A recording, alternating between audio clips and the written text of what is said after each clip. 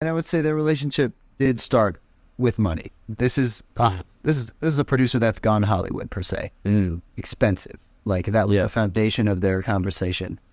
And they didn't have their quote networking session first. We did. We had multiple long phone calls before Go Business was even brought up. Well, of course, it was on the premise of me considering hiring them. But we definitely had a nice chat before we really made any decisions or gave any quotes or anything like that. Okay, yeah. You got to vet your people, yeah. Yeah, I mean, vetting is important, but kind of seeing if you're that person, because I don't know, I haven't really worked with that many really big names, because I feel like working with the people that are kind of like either in your area, or actually a majority of the people I work with come to me, and they're the ones who find me, and like I kind of choose which ones I think that I could fulfill something that actually could come to life in my best effort, like with my best effort.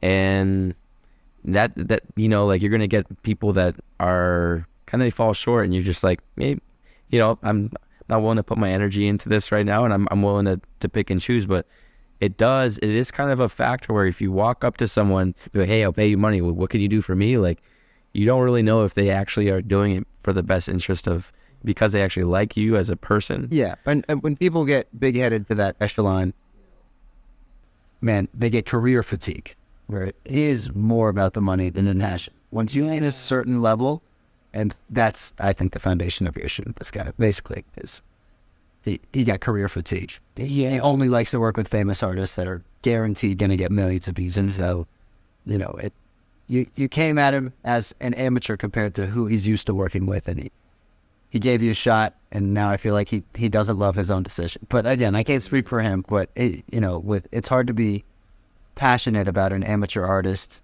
when you're at that level, when you know this amateur artist probably is not going to bring royalties back on the back end, and all the other business parts which are so entwined at that level. Mm-hmm. It's much less about the passion of the music and the relationships, and much more about the money. Yeah, on that level. Yeah, unfortunately. Yeah, this is that's how the career goes. Yeah, no, I was telling you that I think that it could also be something about how niche their efforts have been, and how they've been, like, the type of music that they got discovered making, and now they kind of are stuck in a certain realm of, this is the expectation of what I need to make. And so if it isn't exactly that type of music, they're kind of narrow-minded, thinking, well, this isn't the sound that made me who I am.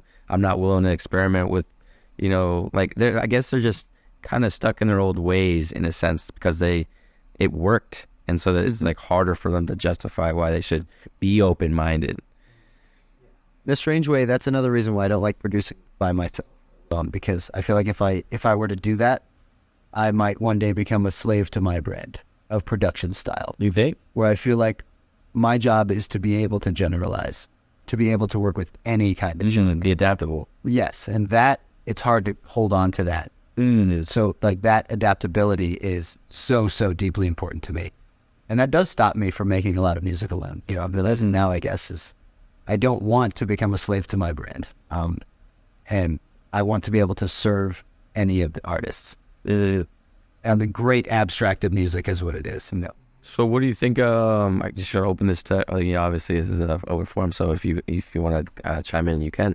Is it better to stick to a certain sound and gain a following based off that? Or do you actually, as artists, people, who just like to express something from a genuine place, try to express it in the most different ways? Or do you try to be like, this is actually better for my brand, so I'm going to try to cater towards that?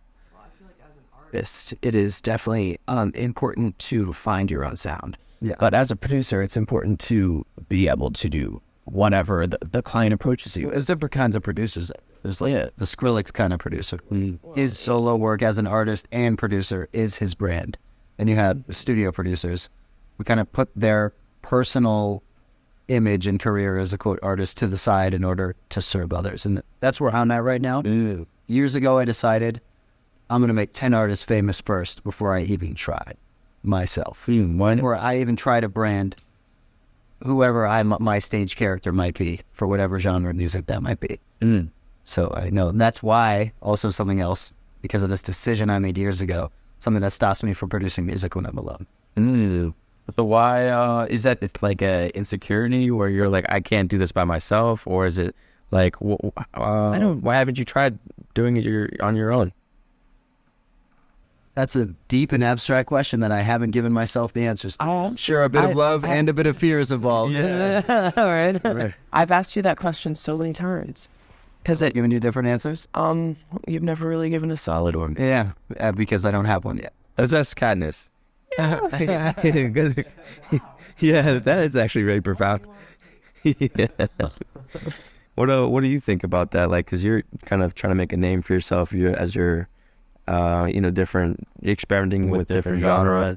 I think, so, I mean, like I mentioned earlier, starting out in like the hardcore scene and really being into like the heavy music, which we all know that is not popular. You don't. That is true. Yeah, Skrillex was in. What was that like? What is that, from first to last? From first to last. That was Yeah, it. He that was was it. He was their first vocalist. He's their lead man. That's crazy that I remember that. Max Martin was in a heavy metal band before he. That's I crazy. mean, heavy electronic music is today's version Of the old rock. that Yeah. was available back then. Yeah. The lack of digital technology is the heaviness that pervaded. And yeah, no, I completely agree. That's why like the heavy saw waves are like such a big like proponent in a lot of like the dark house and bass house and those other subgenres that have popped up. But in terms of your question, if I wasn't open to explore other genres and actually look into, okay, like what can I contribute? How can I put me into this genre? Like, how can I like find out like the things that I like or dislike? If I wouldn't have exposed myself into experimenting with different styles of music, I wouldn't have felt like fallen into my current genre, which is like the dark house and stuff like that. Like, I wouldn't have found my way if I was too afraid to branch out and experiment with other genres. Excuse me. So I feel like that is a very important place for not just producers, but especially artists to go into. Is go into different genres. Don't be afraid to branch out. It's all still music at the end of the day. And as long as you're working on music, you're a musician, and that compounds. So, Yeah, it is also interesting as a producer, like when I release actual songs and I put Like, as your brand? yeah, As your like solo brand? what I'll do now is I'm kind of working with some pretty talented artists that I feel like, why don't we actually join forces on our brands? Like, yes, you came to me as a client, but now if we actually I can push you. Collabo. Yeah, it's kind of like a collaboration, but I will charge for majority of my collaborations because I put a lot of time and effort into my production, mixing and mastering, like all of that. So time's got to go somewhere, and I'm gonna have to keep the lights on somehow. So besides the money part, I really do believe in these artists I'm working with. So I'm like, hey, if we join forces, we can work together to push our brand. So I'm actually releasing so many different kinds, like synth wave, and then I'm releasing pop, and then I'm releasing R&B, and then house, and that's like my personal. And then now hip hop. So it's like I guess I'm trying to like. It's hard for me to know what's that next song that's actually my brand, because it's Because it's like, that too, man. Yeah, like how do I get people to like me for me? But it's like maybe just keep making as much music that I actually like doing, and maybe I'll find a niche following that just likes all of it, rather than because a lot of artists actually focus on just like these are the certain sounds that I'm gonna go with, and then when I go live, I tour and I do this, everyone's expecting these type of songs. It's easy to figure out who your people that are going to be opening for you and stuff like that. It's like, how do you kind of think, where is your sound? What is your sound? That's my issue. I don't have one, man. Yeah, it's crazy. Like, literally don't. I have on my computer dozens of, quote, my productions. And if I were to try to put any collection of them onto one project, the audiences simply wouldn't line up. Yeah, It would not make sense at all. Like, it would not make money. I hate to put it that way, but it's too different. Every next thing I make is too different, yeah. as a generalist sort of producer. But I feel like Chase Evans, as such a kind of a general sound, like, Yeah, your brand, he totally has a brand. Totally. which man, he's doing it right. I do feel like I finally found I'm finally onto something. After years and years of looking for it, I finally feel like I'm starting to grasp it. So thank you. I really appreciate that. Because I feel like you've had it all along. You're just starting to... Maybe. And I mean, I feel like to expand on this is, for one, like I said, you have to go through your different genres to really start to like find yourself.